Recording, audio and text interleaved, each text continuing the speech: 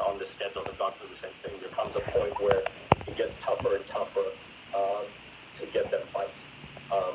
And Gervonta's right in that in the standpoint. Like he's a tough opponent. He's not at the pay-per-view level yet, so everyone looks at it and says like that's a lot of risk, and the price they ask for goes up accordingly. But we'll find him a quality opponent. It'll just take probably a few more days, hopefully. All right, thank you.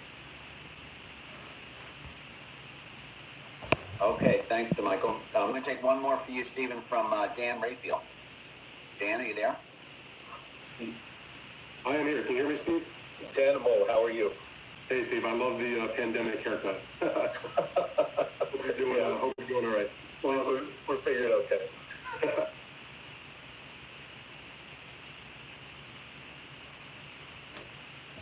You still there, Deb? I am. Can you hear me now? Oh, yeah. Gotcha. We got you. Okay. No, I was saying, as it relates to the September 26th card, which is an interesting concept how you're going to do that, but just from a nuts and bolts perspective, what time would you go on the air with that first part of the doubleheader? What is the first part of the doubleheader? And then what happens in between, and when do you start that second part? That's those are the details that we haven't completely worked out yet. At a certain point, it may be between Jamel and Jamal to work out. But the reality is, they're two standalone events, with their own undercards, and I don't think it really matters who goes first. Sometimes you have a Lakers Celtics doubleheader. Sometimes the Lakers are in the first game, sometimes they're in the second game. But it's a great block of boxing, a little marathon. It's one of those where you can camp out and get some of the best fights of the year all on one card. Oh yeah, no. My question really was not so much about specifically who was first, but so you put on those first three fights. Yeah. Ryan get to go take a lunch break and come back, and like a half hour later you start the next part of the show. That's what we would like to do. Give the guys, and again, Brian is very appreciative of any chance to go to the bathroom, grab a sandwich, have a cup of coffee. So we'll take a break between the two shows, but it will be formatted as two shows. Okay. Yeah, and two shows with two undercards. The other thing, it didn't say it on the graphic that Brian spoke about when he put it up, but in the press announcement, in terms of the Leo Santa Cruz and Gervonta Davis fight, it referred to the fight as being for both the title. Correct. Gervonta holds at 135 pounds as well as the Leo title at 130 pounds. It reminds me of like the Sugar Ray Leonard Lalonde. Exactly. So is that sort of what they're going to do, make the weight limit? Absolutely. I mean, they'll both be weighing in at 130, but both the 30 and 35 titles will be at stake. And we've done some research. I mean, the most obvious example is Ray Leonard. And it's something that's done very infrequently, and it's just a bonus for that event. And, to look at also this, and I'm not trying to be negative because it's a terrific schedule, also maybe a hedge of Davis's weight issues that if he doesn't make 130, there's still... I think, he's motivated here. I don't think there'll be any problems making weight on this one. Okay, and just one other question for you. It's like I said, it's an excellent schedule. I wonder, there's one fight that sort of stuck out to me that is not on the schedule. I wonder if there are plans to add yet another event before the end of the year. You do have the fight that sort of lingers there, the Claressa Shields fight that I know that you were trying to... Right. Just what's the status of that? We were delaying this announcement a little bit to try and get as much in as we possibly could. Inevitably, there are some things that didn't quite get finished. So obviously, there's a couple cards which need to be filled out. We're looking, once we get the first couple championship boxing dates under our belt, we will start adding in show boxes. We'll have a date of Claressa. There will be other additional things on the schedule, as we go along, but this is sort of the meat of it. All right, so you did say that besides that, there'll also be some show boxes? Yes, but once we get the protocols and we're comfortable doing that, then we'll add in the show boxes initially from Mohegan, and then, to be determined as we go along. Okay, Stephen, thank you. We're going to be available, obviously. Stephen the door is open. You guys can reach out to us if you have more questions for Stephen later today or in the future. We're going to ask Brian to take us to the next phase. Brian? Absolutely. Thank you, Chris. I appreciate that. Stephen, thank you as well. And I certainly appreciate the break between that doubleheader. Speaking as a guy who has no prostate, I really appreciate it. Let's move on. And we talked about that unique doubleheader pay-per-view that comes your way on September 26th. It features two world champions. They happen to be twin brothers. They're the Charlo twins. Jermal, the WBC middleweight champion of the world, and Jermel, the WBC super welterweight champion of the world. And they both join us now to talk about this unique pay-per-view event on September 26th. Fellas, first of all, thank you for the time. Certainly appreciate both of you being with us. Jermal, let me start with you because one of your monikers on your social media is the future of boxing. And it's one thing to be a world champion, another thing to headline a main event. But when you headline a main event as a world champion in a pay-per-view event, you have really hit the elite of the sport. Do you believe that on September 26th, you and your brother will show that the Charlo twins are indeed the future of boxing? Indeed, we will show it. We will get a chance to, let everyone in the world see, the great thing that me and my twin brother has done for the sport of boxing.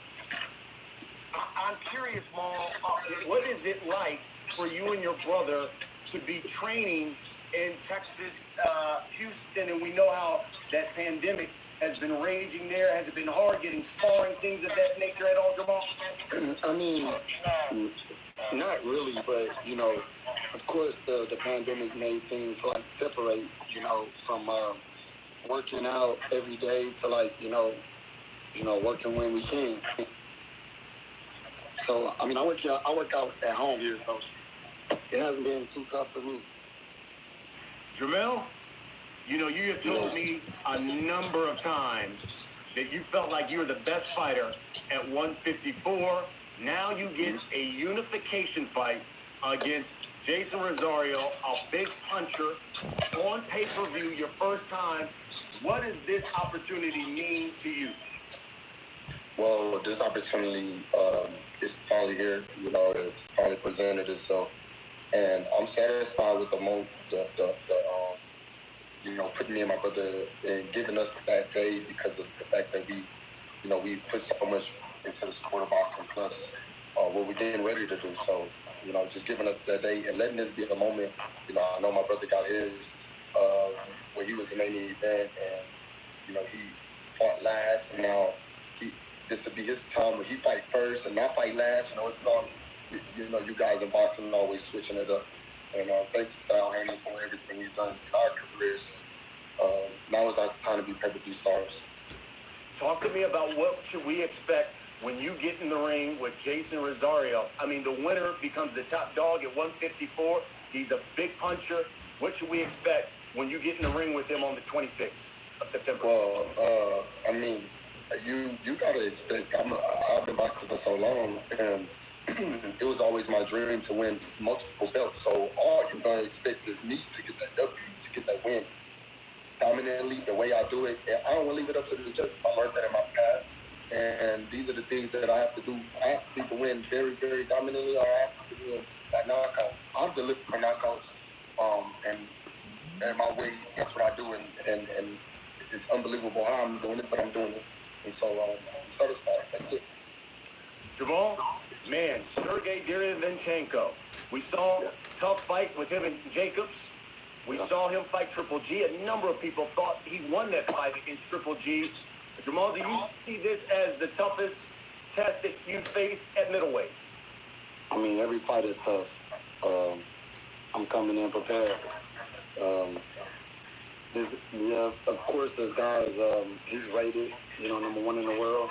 So he's gonna take his job seriously. So am I. Jermel, we'll wrap it up with this. What are fans going to say about the Charlo twins after the night of September 26th, getting the opportunity to see you and your brother headline the main event on that night? What will they be saying about the Charlo twins? They are boxing. and they pound for pound. Wow. Like it. Let's bring in Chris de Blasio again. Chris, I know there's members of the media that probably have questions for the Charlos as well. Let's give the media members an opportunity to ask them some questions. Thank you, Brian. Same drill as before, guys. If you have a question, please press that raise hand button and give me a minute to sort through. We do have some in queue from moments ago. I'm going to start with, if I may, with Xavier Porter. Xavier, if you have a question, you should be able to unmute and ask your question.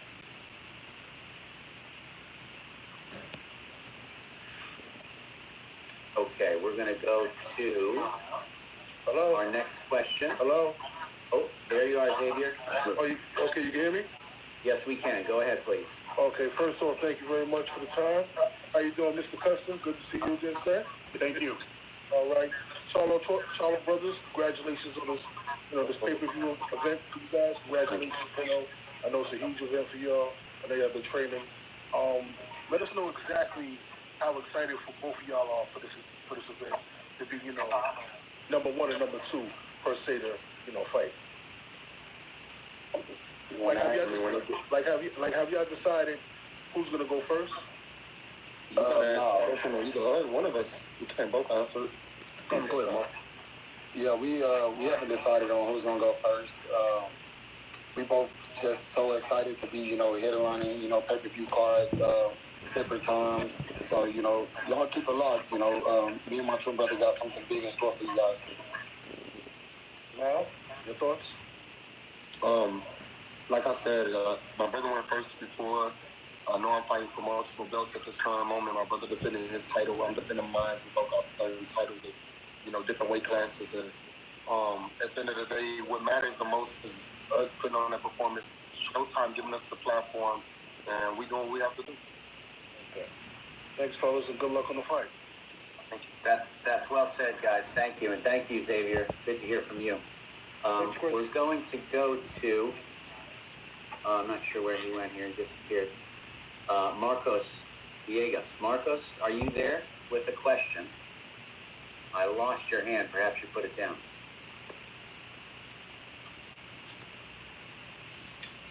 We'll try Reginald Woodson. Reginald, do you have a question? Yes, I do. Can you hear me? Yes, we can. Fellas, Mr. Custer kind of hit on my thought with the sparring and the training, but you guys have access to, your own gym and everything. It seems like that benefit you guys. With that, what's this downtime mean for your health going into your first pay-per-view headlining? What's that meant to benefit you guys and coming in fully, 100%? Well, being well rested is important. Our bodies are definitely at a very good, stable position now. It's about getting better, working on things that we needed to work on. The downtime didn't do anything for me and my brother. We warriors at any time of the year. We don't expect boxing as a year-round sport. So we stay in shape. That's the name of the game. Anything you need to do? I mean, we stay in shape. Like my brother said, we always training, we always ready. So it's just a time in our life where, everyone had to go through the same thing. And I mean, it's a matter of time to get back, Showtime gets back to boxing and we get back on the platform. Last question. Jamil, I know you don't overlook anybody, but is it kind of a benefit to you that there's no, there's no surprise factor in Rosario, being that he went into Philadelphia in someone's backyard and took a belt? How does that impact your preparation? That does nothing for me. Rosario's another fighter, another man with 2 arms, 2 legs, and a mind. I just gotta go in there and do what I do, and I'm be destructive that day. And my job is to strip him for his titles, and that's what I'm supposed to do. All right. Congratulations, fella. Great to see Showtime Boxing back. All right. Thank you for that question. Marcos, I see you back there now. Marcos, go ahead. Chris, Jamal, congratulations. I know this is something that you guys have wanted for a very, very long time, so congratulations on that. I wanted to ask, the last time you guys double-headed, I know it had an effect with the loss that was suffered. I wanted to see your thoughts on double-heading again and seeing, what you guys can learn from that last experience that you double-headed coming into this pay-per-view. The loss and me and my brother being on the same cars had nothing to do with each other because of the fact that we fought growing up on the same cars with each other. That the loss was just bogus. The judges didn't see what they seen, and that was it. But being on the same car gives us energy. It gives us a different type of fighting ethos. We want to be sharp. We want to be at our best. At our best. Normally, fighting on each other's cars, we'll be fighting minutes before each other. Stuff like that. So at the end of the day, yeah, we ready to fight. And also, I wanted to ask, lately we've seen fights with no crowds. This is probably going to be the norm for the foreseeable future. What are your guys' thoughts on not being able to get the energy from the crowd and going into an empty arena and fighting? We down. I'm down for it. Like, it is what it is. We can't do nothing about the pandemic. We can't do nothing about the sport of boxing. Taking a couple months off, but look, we back, and we're gonna enjoy it. When you really fighting and zoning in, you don't see a crowd anyways. Yeah, it's tunnel vision. That's up to the fighter. If you focus on the fight, you're not worried about the crowd.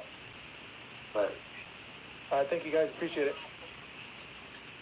Okay, thanks, Marcos. We're going to go now to Keith Heidick, Boxing Scene. Keith. My question is for Jamal. Jamal, what did you think of Dervechenko's performance against Golovkin, and did you think that he won the fight? Nah, he didn't win the fight, but he definitely made it a lot closer than a lot of people probably expected. I don't think people knew that Sergey's style. They haven't seen him so as much as they've seen Golovkin. But like I said, the fight played out, and it was a lot closer than people expected it to be. But he didn't win the fight. Jamal, what do you think it will say to people you win this fight? Like, I'm sure you're expecting to win it. What do you think? What message does it send to them? It lets them know that I'm ready for those big fights, the fights that everyone's asking me about. The Canelo, the GGG fight. This guy's been in there with